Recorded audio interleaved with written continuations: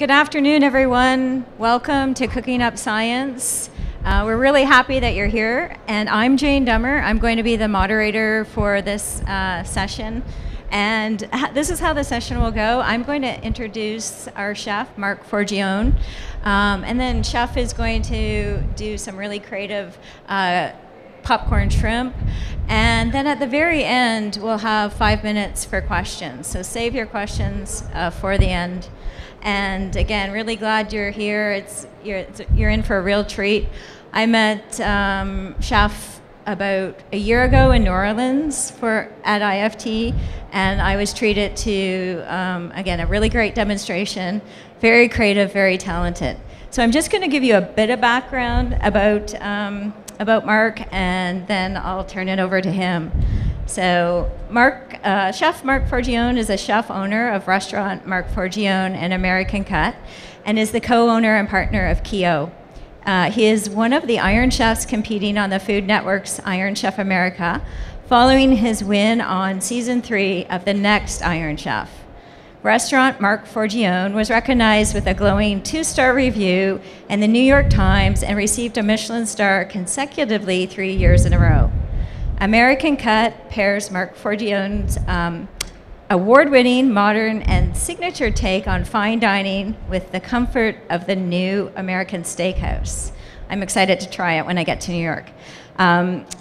In the summer of 2013, he opened a Laotian restaurant, Keogh, with executive chef Pat. And last April, Mark's first cookbook was published, and it's called Mark Forgione: Recipes and Stories from the Acclaimed Chef and Restaurant. And in addition to doing all this wonderful stuff, he supports many numerous New York City charities, and he is the chef ambassador, not chief ambassador, chef ambassador. Well, chief also. Chef ambassador for the Family Reach Foundation, a member of the City Harvest Food Council, and a member of the Feeding America's Entertainment Council. So please join me in welcoming Chef Mark Forgione. Thank you. That's all you're going to say, by the way? There's nothing else? I said you were really talented and very creative. He's very passionate about what he does, and it comes out in his food. Thank you. How's everybody doing? All right? Good? I just asked, before we did this, when I kind of looked out, you know, what's the audience? Like, who are we catering to? And I was told food scientists. Is that correct? Yeah? How many of you like to cook? That's what I thought. So today I'm obviously here working with Sorghum. Sorghum is something that I was introduced to probably about 2 years ago, right around the same time where I was forced to start to look at gluten alternatives. I had stomach problems for like 10 years, couldn't figure out why. I thought it was because I was drinking too much. That didn't help. But doctors told me that I didn't have anything wrong. They're not really sure, blah, blah, blah, blah. So then, just in kind of a ploy to lose weight, or my gut at the time, I decided to stop eating gluten, bread, pasta. For an Italian, that was really, really, really, really hard. But I got better. I wasn't sick anymore. So since then, I've just been kind of exploring gluten-free stuff. So when Sorghum came into my restaurant and I got to start to play with it, we found many, many different things that we could do with it. Today, I'm just going to show you one. And the reason I'm showing you the one that I'm showing you today is because I think it's kind of the most fun. We did a lunch last year, and we actually did, I think it was 4 courses. Yeah, and the appetizer was really good with the popped. Yeah, we sorghum. did ceviche. Ceviche traditionally in South America is served with popcorn. And has anybody ever seen popped sorghum? You know what it looks like? It's the cutest little popcorn you'll ever see in your life. Like if hobbits ever come to life, if that ever really happens, there'll be a big market for the popped sorghum. But anyway, so we did some popped sorghum. You can make bread out of it. We made the green parsley bread. Molecular gastronomy, correct? What's that? Was that molecular gastronomy with the bread, sort of? I hate using that term. Okay, I'm in trouble. I've already used the wrong term. There was some stuff that went into it. Trying to think what else. We made like you can make almost like a risotto with it. You know, you can toast it just like you would like Israeli couscous. So it's been a lot of fun, and it's now been on my menus since the first time I tried it. So how many of you have had popcorn shrimp before? Okay, well, forget everything you know about popcorn shrimp, because that's not what we're doing. When I saw the word, or the words, popcorn shrimp, at the restaurant, Mark Foggio and American Cut, we like to kind of, I don't like to say mess with people, but we like to make people think a little bit. Sometimes we get in trouble. Sometimes they send it back and say, this isn't popcorn shrimp, I want popcorn shrimp. But for the most part, people understand that I like to have a sense of humor about food. You know, I think some people think that chefs are very rigid or crazy or moody, but I am all of those things, but I also like to have fun. So we're gonna have some fun. All right, so to make popcorn shrimp, we're actually going to use popcorn. If anyone's hungry throughout this, by the way, you can come up and eat. I'm not gonna use all this. I don't know how high that is, but. So the first thing we're going to do is pop sorghum. So there are a couple different types that you can buy, and the popping sorghum says it on the bag, popping sorghum, and it's specifically to pop. It's fun to have for a movie night too, instead of popcorn. So, and what I like about Mark's cooking too is he's really great with textures, and I'm a cruncher. Is anybody a cruncher? And so the popcorn sorghum really adds a nice texture and a nice crunch to whatever you're adding it to. Well, that's actually at the restaurant what we use. Wow, it's popping already.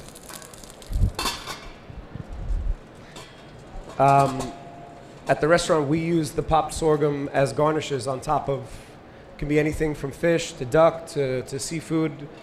And you'll see when it's done, it's this beautiful little kernel, and it just adds a great crunch.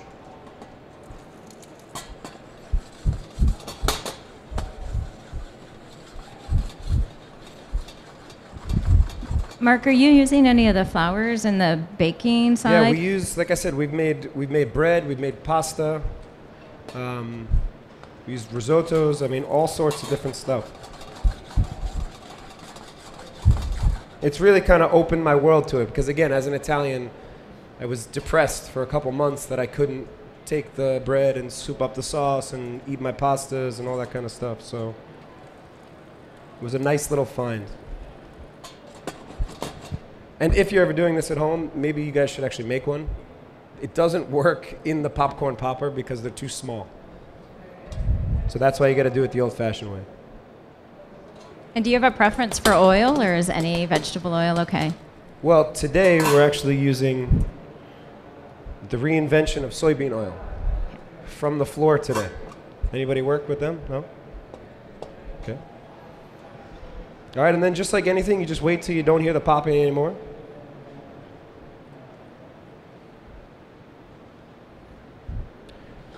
So again, having a play with words, we're taking the word popcorn and using it in a different way.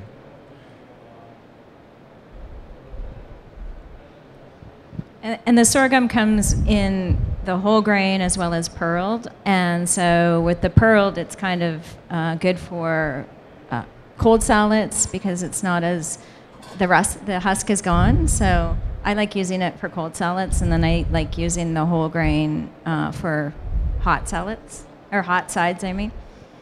Yeah, and I just actually found out today, doing a little bit of research for myself, the reason that the popping sorghum pops is because it's harvested at a younger age than the other sorghum. So it's just a matter of how old it is. So over here we're going to use a little bit of milk, a little bit of butter, a little bit of butter. It's popcorn, you need butter, right?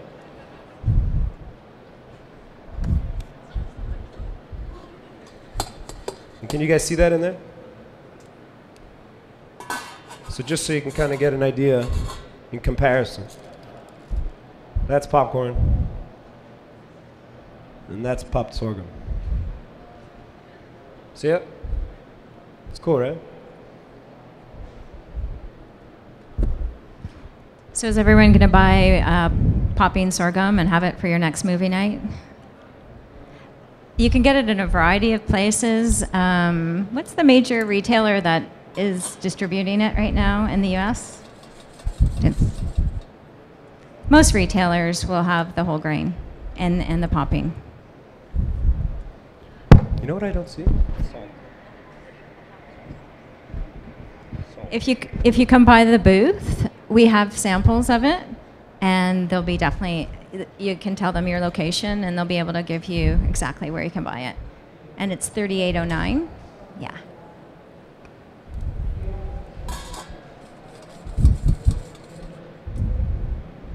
Okay, so we're bringing the milk and a little bit of butter up to a boil over here. If I can figure out how to work the stove. We're good. And what we're basically going to do is turn the popcorn and the popped sorghum into polenta, which I know might sound a little strange, but we figured out that once you cook everything down, put it through a food mill, and again, you'll see, it literally turns it into the exact same consistency as cornmeal that you've cooked out. So it was a nice, happy surprise.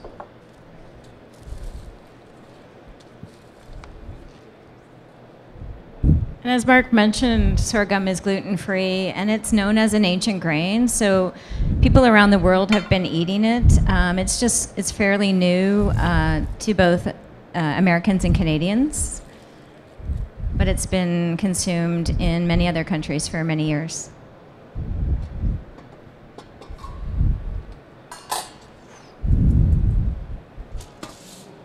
Ooh. Top.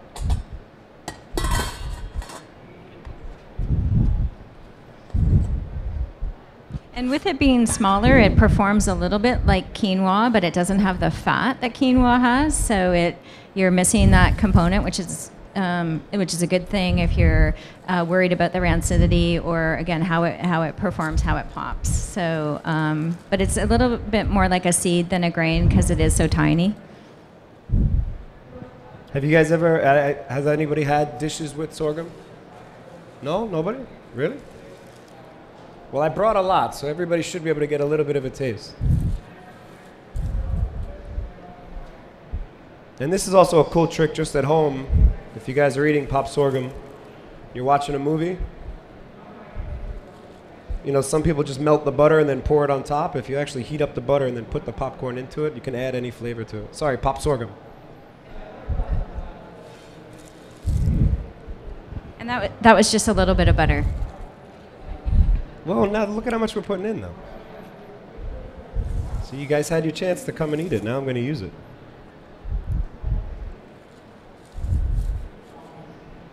Now we're going to add, I think there's recipe cards that got passed out. So it's basically, I can't remember the exact ratio, but I think it's 4-to-1 with the popcorn to the popped sorghum, just because if you did this whole recipe with popped sorghum, you'd have to have, we'd be up here popping sorghum all day, let's put it that way. And we only have 30 minutes, so. And Mark came in this morning, so he's being a superstar right now. Yeah, and I was at a pretty intense wedding all night last night, too. Was there... What's that? No, it was not mine, no. That would be funny, though. Hey, honey. I'm going to IFT for the honeymoon. No, that's not good. You know I love you, but I gotta go. Sorry. No, it was fun. And then this morning they actually deboarded the plane after we boarded the plane. Somebody told me that there was possibly a tornado somewhere around. They shut down the airport. I don't even know if you guys know this. It's always nice to hear at 6:30 in the morning. Everybody off the plane.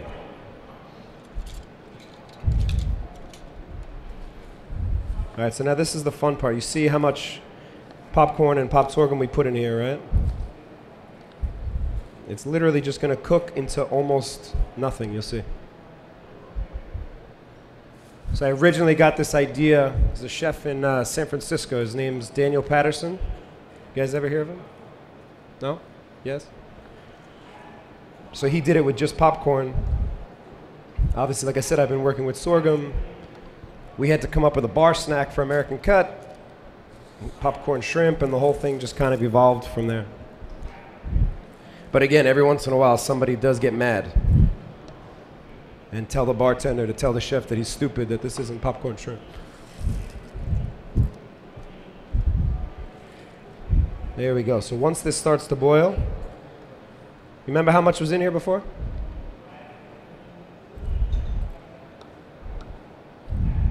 You guys smell that?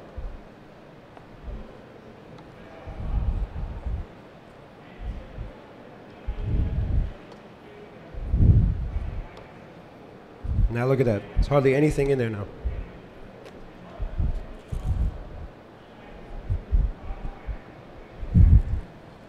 And sorghum is a very sustainable crop. It uses about 1/3 the water of other comparable grains. So that's another interesting point about the sorghum grain.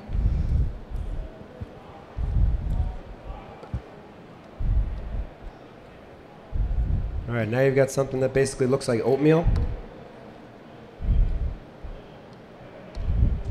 Mark, when people ask you to describe the taste of sorghum, what do you usually say? I always compare it to a lot of the other ancient grains. You know, like couscous or farro. Wheat berries, I think, is a very close comparison. Yeah, wheat berries. Have you guys ever had wheat berries? It's not like a very common thing, but all those types of things, I think, are coming back into vogue. It was funny, I was talking to somebody the other day, you know, they asked me, what do I think about all the common trends? And I hate that word, but... Trends and molecular gastronomy. Got it. But basically, what's trendy now is to eat the way that people were eating before technology. If you really think about it, everybody wants to go back to you know, organic and ancient grains and all this kind of stuff. It's pretty wild to think about. And as a chef, it's pretty cool. You know, 5 years ago, nobody was asking me where I got, you know, my lamb from, or what the farmer's name was, or, you know what I mean, all that kind of stuff. And it's really cool as a chef, because it pushes us to have to keep up to the demand.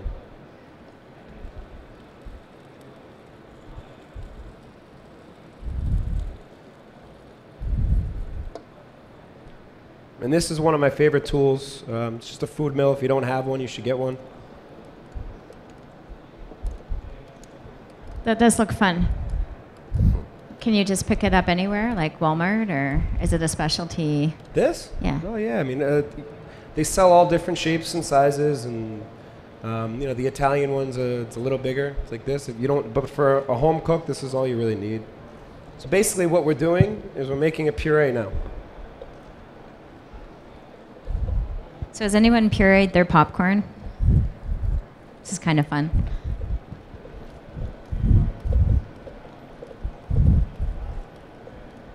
So essentially what we're doing right now is just making a sorghum puree. And what's getting left in here is the husk, I guess, right? Would that be the husk?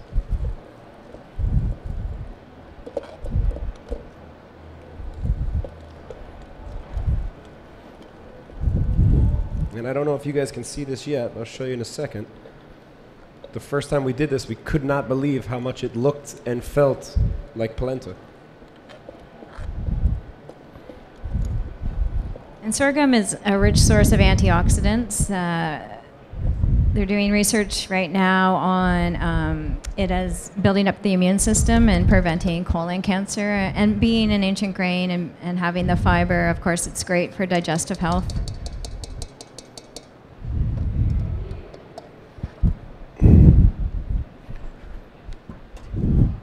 Okay, so can you guys see that?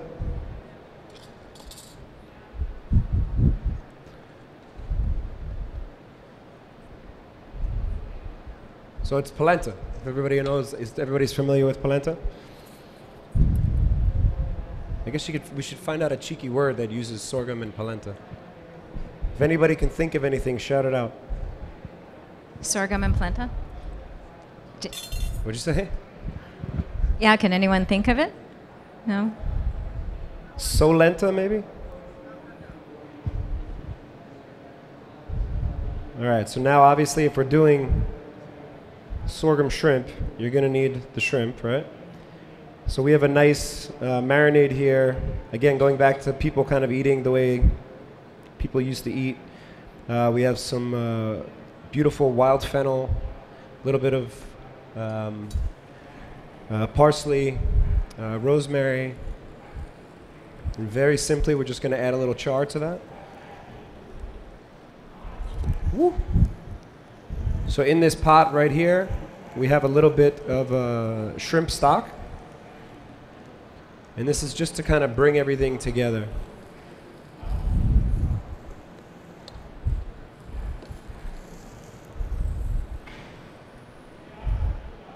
It's just a little too much.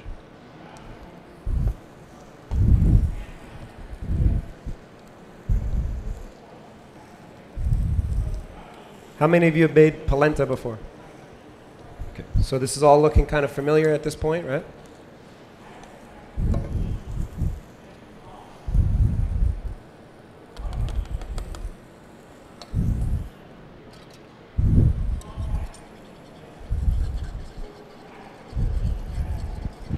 And Mark, last year you mentioned sorghum is like a sponge, so it picks up the flavors that you're working with. Can you explain that a little bit more? Yeah, like most of those ancient grains, depending on what you're cooking with it, it'll take on the flavors and really cater itself to absorbing it, not just pairing with it. I mean, again, it's just, as a chef, there's only so many things, that people show you, and then at the end of the day, you need to start kind of pushing yourself and learning stuff. And as a chef, when you get a new ingredient like this, it's like being a little kid and trying to figure out, what can I do with this now? What happens if you try this? What happens if you fry it? We made the sorghum nuts. We braised them and then deep fried them, just like corn nuts. That was one of my favorite things that we've done with sorghum. And are they on the bar, or where do you have them? Between the three restaurants, they go on and come off all over the place. Okay. Like I said, as garnishes, bar snacks.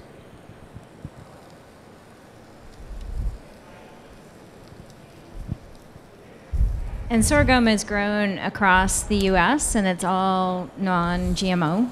Again, people are really, looking at that point, looking for non-GMO options, and all the crops are non-GMO. All right, we're getting to that moment. So again, this is all going back to like things that you like when you're associating things with popcorn, except now we're doing it with sorghum. I always put green Tabasco on my popcorn. I don't know if anybody does or hasn't or this or the other thing, but for me it was one of those things. So I just said to myself, well, if I'm making a sorghum popcorn puree, might as well try adding what I like putting on my popcorn, and it was a home run. And then just because I'm a chef, I'm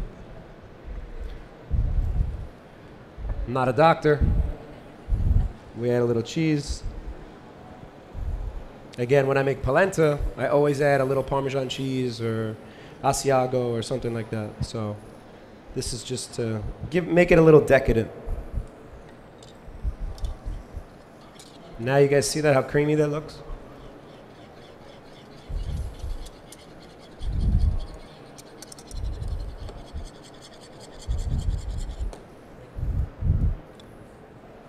Add a little salt.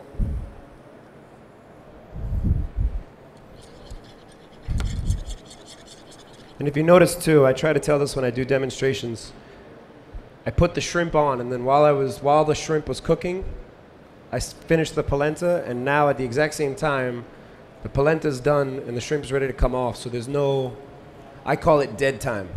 And I know working in a professional kitchen, it's a little different, but you'd be so surprised. Whenever I cook at people's houses, they always say to me, you know, how did you figure out how to do everything at the same time? And it just makes everything come out a lot easier. And it's just something, if you focus on it, you'll get good at it. I think that's one of the biggest challenges for a home cook is to the timing Always. and not to dry out something and undercook something else. So very helpful. I mean, I just did a cookout this weekend. And, you know, that was the first thing that he said to me. He's like, I don't understand how you can cook 5 steaks, 2 sides, and it all just comes to the table. You just got to think about it a little bit. So you've had a busy weekend. I did have a busy weekend, yes. And tomorrow night, I'm actually cooking with Stephanie over at The Girl and the Goat. We're doing a dinner on the roof of her diner, which is called The Little Goat, right? I think they're all sold out, but if you want to try and show up and sneak in, just say you know me at the door. It's a great restaurant.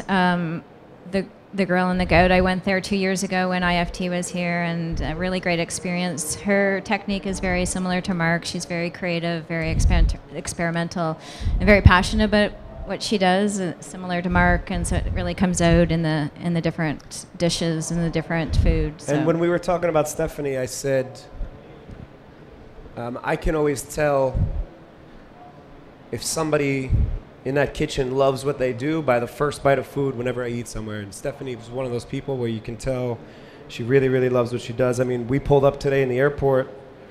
You know, we got to her restaurant at give or take 10 o'clock. It looked like she's already been there for 3 hours. She's got stains on her apron, you know, her hair up in a bandana. Like, I respect that very much, especially someone as big as she's gotten, that she's still in there rolling her sleeves up and cooking. All right, so now we're going to finish this off. So now you get it, popcorn shrimp.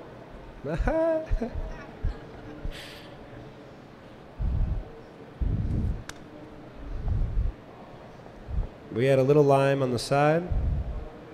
And if anybody's out there has ever done a shot of tequila, I'm sure you've done a shot of tequila, right? If you do shots of mezcal in Oaxaca, they'll take a wedge of lime and they'll season it with a little something called fruit seasoning. So this is a special spice blend called Amber. It's from my good friend Lior. It just adds like a nice smokiness to it. Yeah, I had to Google that. I didn't know what that was. So. Yeah, I have it up here if anybody's interested after to come up and take a look at it. This guy's spice will really change the way you cook. And as a home cook, you can have it delivered right to your house.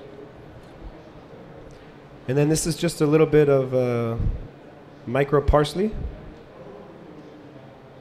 just to make it look pretty, you know.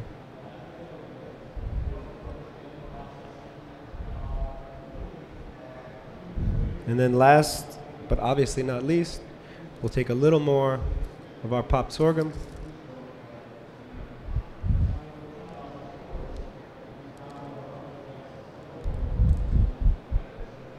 And there you have popcorn shrimp. Thank you, Mark. And so we have 4 samples for 4 lucky people. And then we're going to take questions for about the next 5 minutes. And then I'll wrap it up. So does anybody have any questions for Mark? And there's a microphone right there. If you could just... All right, I can come down.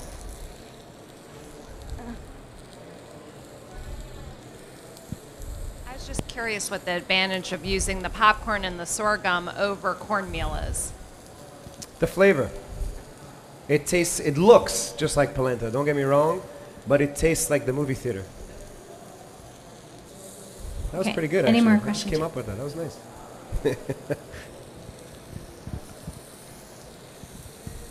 You might have said this, but why not use 100% sorghum? I said it before to get, I don't know if you saw how much popcorn we just used just to get that. If I was to just do that with sorghum, you'd have to cover probably this entire stage with the sorghum.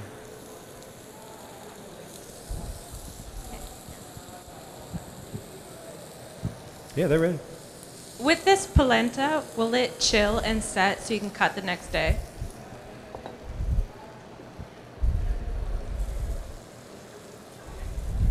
And then at Yeah, that great point, question. at that point, you can, just like regular polenta, you can grill it, pan sear it, or just add a little stock, milk, cream, whatever it is you're working with, and just bring it back to this state. That was a really good question. Any other questions? And I love day after polenta. It's one of my favorite things. Can we try some tomato sauce or like a pasta style? Can we make this without grinding? I mean, if you want to suggest this to a restaurant wherein they don't want to put it in the food processor, how would the taste be if I don't put it in the grinder? I mean, can we serve it as a If you pasta don't put it in style? the what? Sorry. Pasta style, can we serve this? In pasta style. Uh-huh. Can we serve the same without mashing it in a pasta style? Yeah, yeah. No, it's delicious just as without putting it through the food mill. And what about using some other tomato-based sauce instead of cheese, butter and milk? Yeah, why not? Okay. Absolutely. Yeah, you can switch it up. You can substitute it like that you would use like what you'd make risotto of, so like a rice, and it's tiny, but Again, one of my favorite things to do with it is make risotto. any other questions for Mark? And they could be about anything. It doesn't just have to be about sorghum. So again, I'd like to thank United Sorghum. Oh, okay. My question's more for you than how. Is popping sorghum different from just plain sorghum? I mean, is there a special sorghum you have to do to pop, or? It'll say popping sorghum on the bag. It's like popping corn. It's a little bit of a different. It's a different variety because you can't eat popping corn as you would like corn on the cob, and so yeah, you can't. It is a different variety, and it should be well marked. Yeah. Any other questions for Mark? So again, I'd like to thank the United Sorghum Checkoff Program for sponsoring this event. The first 50 people who arrived did receive a ticket, and Mark is going to be at the booth, which is 3809, for the next, from like 1 till 2, whenever we wrap up here. We'll be going back to the booth, and he'll sign a cooking apron for you from the Sorghum Checkoff, which is really, really nice. So again, just thank you for joining us. I hope you enjoyed it. I know I did. And again, a nice round of applause for Mark. Thank you so much, guys. I hope you had fun.